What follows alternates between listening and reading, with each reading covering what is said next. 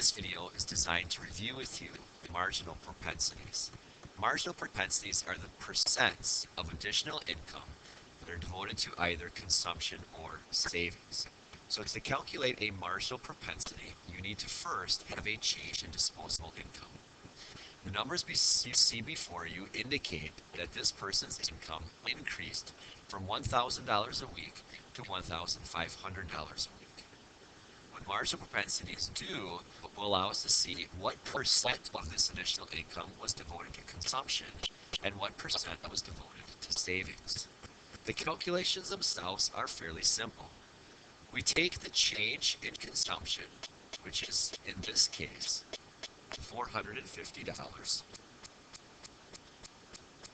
and we divide that by the change in income, which is $500. That gives us a marginal propensity to consume of 0.9. In other words, this individual is going to be spending 90% of his additional income.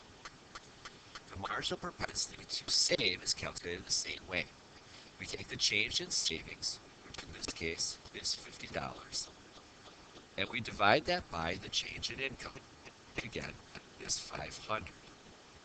This gives us a marginal propensity to save of 0.1, or in other words, indicates that 10% of additional income will be saved. There is a couple important points to note here. First, the marginal propensities, when expressed as decimals, will always add up to 1. So 0.9 and 0.1 indicate that all of the additional income will either be spent or saved. When expressed as percents, they must always add up to 100 for the same reasons. Unlike average propensities, which can be negative, marginal propensities always have to be positive numbers. Finally, the value of the marginal propensity is that it allows us to predict.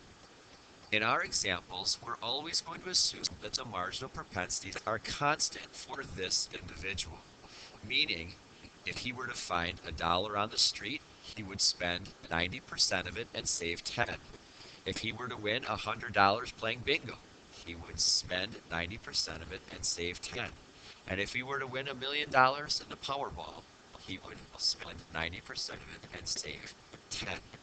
Because his marginal propensities are constant, whenever he receives additional future income, we can predict how much of it he is going to spend and how much he is going to save.